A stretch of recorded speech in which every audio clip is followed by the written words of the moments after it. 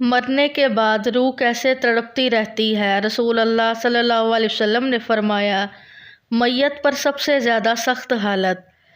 بسم اللہ الرحمن الرحیم۔ انسان اپنی زندگی میں بہت سے کام محض اپنی لذت یا خواہش کو پورا کرنے کے لیے کرتا ہے، جس کی وجہ سے یا تو اس کا پیسہ برباد ہوتا ہے یا صحت برباد ہوتی ہے۔ موت کو یاد رکھنے والے کی خواہشات کم ہوتی ہیں۔ اسی کے بارے میں نبی پاک صلی اللہ علیہ وسلم نے فرمایا، لذتوں کو ختم کرنے والی موت کو کثرت سے یاد کرو۔ بارگاہ رسالت میں عرض کی گئی، کون سا مومن زیادہ عقل مند ہے؟ ارشاد فرمایا، موت کو کثرت سے یاد کرنے اور موت کے بعد کے لیے اچھی تیاری کرنے والے، یہی لوگ زیادہ سمجھدار ہیں۔ ہر شخص کی جتنی زندگی مقرر ہے، اس میں نہ زیادتی ہو سکتی ہے نہ کمی۔ جب زندگی کا وقت پورا ہو جاتا ہے، اس وقت حضرت عزرائیل علیہ السلام قبض روح کے لیے آتے ہیں اور اس شخص کے دائیں بائیں جہاں تک نگاہ کام کرتی ہے فرشتے دکھائی دیتے ہیں۔ مسلمان کے آس پاس رحمت کے فرشتے ہوتے ہیں اور کافر کے دائیں بائیں عذاب کے۔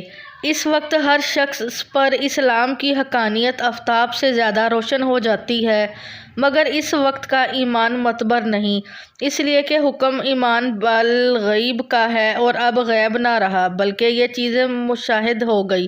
مرنے کے بعد مسلمان کی روح حسب مرتبہ مختلف مقاموں میں رہتی ہے، بعض کی قبر پر، بعض کی چاہے زمزم شریف میں، بعض کی آسمان و زمین کے درمیان، بعض کی پہلے دوسرے ساتویں آسمان تک اور بعض کی آسمانوں سے بھی بلند، اور بعض کی روحیں زیر عرش قندیلوں میں اور بعض کی اعلیٰ علیین میں، مگر کہیں ہوں اپنے جسم سے ان کا تعلق بدستور رہتا ہے۔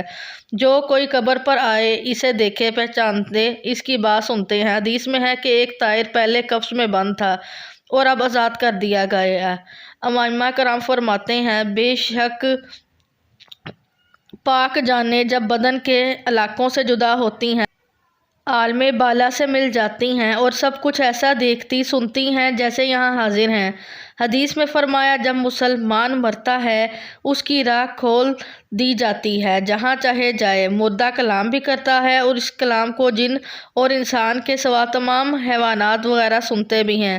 جب مردہ کو قبر میں دفن کرتے ہیں، اس وقت اس کو قبر دباتی ہے۔ اگر وہ مسلمان ہے تو اس کا دبانا ایسا ہوتا ہے جیسے ماں پیار میں اپنے بچے کو زور سے چمٹا لیتی ہے، اور اگر کافر ہے تو اس کو اس زور سے دباتی ہے کہ ادھر کی پسلیاں ادھر اور ادھر کی ادھر ہو جاتی ہیں۔ جب دفن کرنے والے دفن کر کے وہاں سے چلے جاتے ہیں، وہ ان کے جوتوں کی آواز سنتا ہے۔ اس وقت اس کے پاس دو فرشتے اپنے دانتوں سے زمین چیرتے ہوئے آتے ہیں اور نہایت سختی کے ساتھ قہرت آواز میں سوال کرتے ہیں۔ پہلا سوال، تیرا رب کون ہے؟ دوسرا سوال، تیرا دین کیا ہے؟ تیسرا سوال، ان کے بارے میں تو کیا کہتا ہے؟ مسلمان ہے تو پہلے سوال کا جواب دے گا، میرا رب اللہ ہے، اور دوسرے کا جواب دے گا، میرا دین اسلام ہے۔ تیسرے کا جواب دے گا، وہ تو رسول پاک صلی اللہ علیہ وسلم ہیں۔ اس وقت آسمان سے ایک منادی ندا کرے گا کہ میرے بندے نے سچ کہا، اس کے لیے جنت کا بچھونا اور جنت کا لباس پہنانا، اور اس کے لیے جنت کی طرف ایک دروازہ کھول دو۔ جنت کی نسیم اور خوشبو اس کے پاس آتی رہے گی اور جہاں تک نگاہ پھیلے گی وہاں تک اس کی قبر کشادہ کر دی جائے گی، اور اسے کہا جائے گا کہ تو سو جا۔ پہلے اس کے بائیں ہاتھ کی طرف جہنم کی کھڑکیاں کھولیں گی جس سے جلن اور گرم ہوا اور سخت بدبو آئے گی، پھر بند کر دیں گے۔ اس کے بعد دائنی طرف سے جنت کی کھڑکی کھولیں گے اور اس سے کہا جائے گا کہ اگر تو ان سوالوں کے صحیح جواب نہ دیتا تو تیرے واسطے وہ تھی اور اب یہ ہے، تاکہ وہ اپنے رب کی نعمت کی قدر جانے کہ کیسی بلائے عظیم سے بچا کر کیسی نعمت عظمیٰ عطا فرمائی۔ اگر مردہ منکر ہے تو سب سوالوں کے جواب میں یہ کہے گا، افسوس، مجھے تو کچھ معلوم نہیں، میں لوگوں کو کہتے سنتا تھا، خود بھی کہتا تھا۔ اس وقت ایک پکارنے والا آسمان سے پکارے گا کہ یہ جھوٹا ہے، اس کے لیے آگ کا بچھونا اور آگ کا لباس پہناؤ اور جہنم کی طرف ایک دروازہ کھول دو۔ اس کی گرمی اور لپٹ اس کو پہنچے گی اور اس پر عذاب دینے کے لیے دو فرشتے مقرر ہوں گے جو اندھے اور بہرے ہوں گے۔ ان کے ساتھ لوہے کا गज होगा कि पहाड़ पर अगर मारा जाए तो खाक हो जाए। इस हथौड़े से इसको मारते रहेंगे। सांप और बिच्छू इसे अजाब पहुंचाते रहेंगे। अमाल अपनी मुनासिब शक्ल पर मुंतशिल होकर कुत्ता या भेड़िया या और शक्ल के बनकर इसको ईज़ा पहुंचाएंगे, और नेकियों के अमाल हुस्ना मकबूल व महबूब सूरत में मुश्तकिल होकर उनसे देंगे। नबी अकरम सल्लल्लाहु अलैहि वसल्लम ने फरमाया, मौत को कसरत से याद किया करो, क्योंकि वो गुनाहों को ज़ाइल करती है और दुनिया से बेरग़बती पैदा करती है। सैयदना हसन बसरा रहमतुल्लाह अलैह फरमाते हैं कि जिसने मौत की याद दिल में बसा ली तो दुनिया की सारी मुसीबतें इस पर आसान हो जाएंगी। एक खातून ने उम्मुल मोमिनीन हज़रत आयशा सिद्दीक़ा रज़ियल्लाहु अन्हा की बारगाह में दिल की सख्ती की शिकायत की तो आपने फरमाया, मौत को कसरत से याद करो, तुम्हारा दिल नरम हो जाएगा। नाज़रीन, हज़ूर सल्लल्लाहु अलैहि वसल्लम ने फरमाया, मौत के बाद रूह कैसे पुकारती है? मैयत को सबसे ज़्यादा दर्द कब होता है? मरने के बाद का मंजर कैसा होता है? जानिए इस वीडियो में।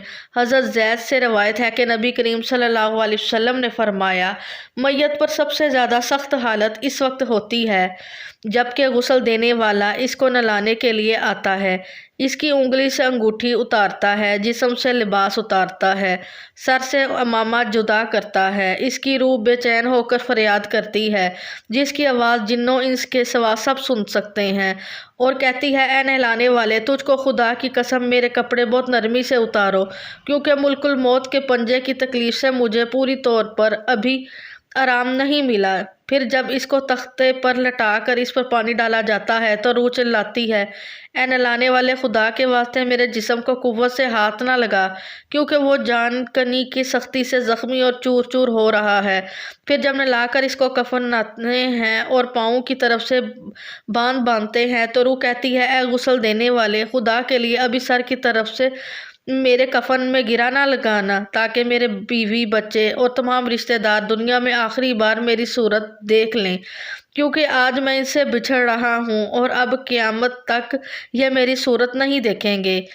फिर जब इसका जनाजा तैयार करके घर से बाहर निकाला जाता है तो रूह पुकारती है, ए जनाजा उठाने वालों, खुदा के वास्ते अभी जल्दी ना करना, ताकि मैं अपने बाल बच्चों और अजीज़ों का अरब से रुखसत हो लूँ।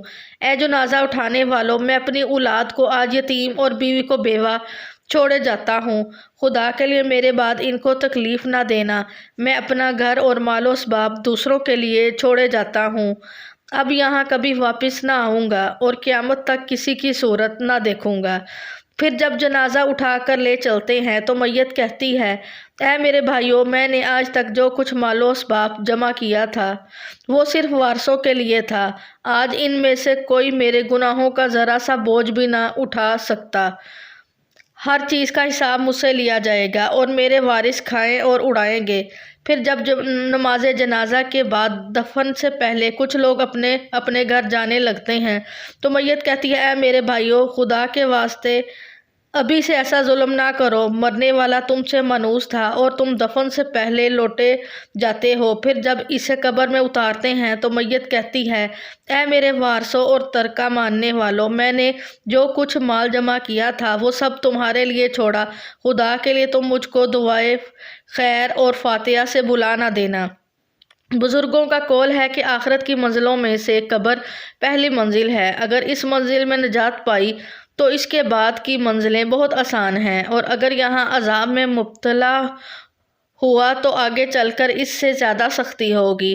हदीस शरीफ में है कि मुर्दा कब्र में ऐसा है जैसे कोई शख्स पानी में डूब रहा हो और मदद के लिए फरियाद करता हो। मुर्दा हर वक्त अपने माँ बाप, बहन भाई या औलाद और दोस्त वगैरह अपने पसमानदगा से दुआएं खैर और फातिहा का मुंतज़िर रहता है। जब इसको इसके पसमानदगा की तरफ से कोई तोहफ़ा सवाब पहुंचाता है तो वो इसके लिए तमाम दुनिया और जो कुछ दुनिया में है इसे महबूब व मरगूब होता है, और अल्लाह ताला इसके रिश्तेदारों की दुआएं खैर के सवाब को कब्रिस्तान वालों पर पहाड़ों के बराबर दाखिल फरमाता है। मौत एक दरवाज़ा है जिसमें सब लोगों ने दाखिल होना है। حضرت عثمان رضی اللہ عنہ جب کسی قبر پر جاتے تو اتنا روتے کہ ان کی داڑھی آنسوؤں سے تر ہو جاتی۔ آپ سے پوچھا گیا کہ آپ جنت اور جہنم کا تذکرہ کرتے ہیں تو نہیں روتے مگر قبر دیکھ کر روتے ہیں؟ کہنے لگے رسول پاک صلی اللہ علیہ وسلم نے فرمایا کہ قبر آخرت کی پہلی منزل ہے، لہٰذا اگر مرنے والا اس سے نجات پائے تو بعد کے مناظر اس سے کہیں زیادہ آسان ہیں، اور اگر اس کی تکلیف سے نجات نہ پائے تو بعد کے مراحل اس سے زیادہ تکلیف دہ ہیں اور سخت ہیں۔ اور فرمایا رسول پاک صلی اللہ علیہ وسلم کا ارشاد ہے، میں نے کبھی کوئی منظر نہیں دیکھا مگر قبر اس سے زیادہ سخت ہے۔ کیا ہمارے لیے ان قبروں میں عبرت نہیں؟ دیکھیے، مالدار، فقیر، طاقتور اور کمزور دنیا میں لوٹنے کی خواہش رکھتے ہیں، مال جمع کرنے اور محل بنانے کے لیے نہیں بلکہ اس لیے کاش ہمیں ایک نماز پڑھنے کی مہلت مل جائے، کاش ہمیں ایک دفعہ سبحان اللہ کہنے کی فرصت دے دی جائے، لیکن اب ناممکن ہے۔ اب اعمال نامے لپیٹ دیے گئے ہیں، روح جسم سے نکال لی گئی ہے، زندگی کی مہلت ختم ہے، اب ہر میت اپنے عمل کی مرہوم ہو کر قبر میں پڑی ہے۔ ایک حاجت مند حضرت عثمان غنی رضی اللہ عنہ کے دروازے پر غروب آفتاب کے بعد آیا۔ ابھی اس نے دستک نہ دی تھی کہ حضرت عثمان غنی رضی اللہ عنہ کی آواز اس کے کانوں میں پڑی اور وہ اپنی اہلیہ سے شکایت کر رہے تھے کہ چراغ کی بتی موٹی ہے جو تیل زیادہ استعمال کرنے کے سبب بن رہی ہے۔ حاجت مند نے جو سنا تو وہ سوچتا ہی رہ گیا کہ وہ ایسے شخص سے حاجت پوری کرنے کی کیا توقع کرے جو تیل کے معمول سے زیادہ خرچ پر اپنی بیوی کو سرزش کر رہا ہے۔ اس نے ارادہ کیا کہ حاجت بیان کر کے دیکھوں، شاید میری کچھ امداد کر ہی دیں۔ دستک سن کر حضرت عثمان غنی رضی اللہ عنہ باہر آئے۔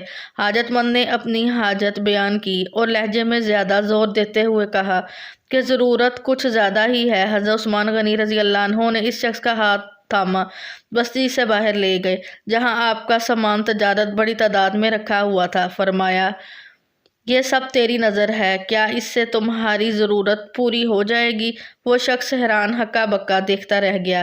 چنانچہ اس نے عرض کیا، حضرت یہ سب کچھ میری ضرورت سے زیادہ ہے۔ امیر المومنین نے فرمایا، مجھے خوشی ہے کہ یہ تمہاری ضرورت سے کم نہیں۔ اس شخص نے کہا، اے حضرت ایک بات بتائیں، چراغ کی بتی قدر موٹی ہو جانے پر آپ اپنی زوجہ محترمہ کو سرزش کر رہے تھے، حالانکہ چراغ اس قدر روشنی رکھنے میں شاید صرف 1 درہم کا تیل استعمال نہ ہوتا، وہ تو آپ کو گوارا نہ ہوا، اور یہاں ہزاروں کا سامان مجھے بلا تحمل دے رہے ہیں۔ تب آپ نے فرمایا، بھائی، چراغ میں تیل کا زیادہ اسراف ہے اور زیادہ اسراف اللہ کو پسند نہیں، اور مجھے اللہ کے حضور اپنے اعمال کی فکر رہتی ہے۔ یہاں مجھے اعمال فکر لاحق ہے، اس لیے میں نے سرزش کی، سامان تمہیں اللہ کی خوشنودی کے لیے صدقہ دیا، اس پر اجر کی امید ہے اور وہاں پر حساب کا خوف ہے۔ اللہ تعالی ہم سب کو دین کی سمجھ عطا فرمائے اور ہمارا خاتمہ ایمان پر فرمائے، آمین۔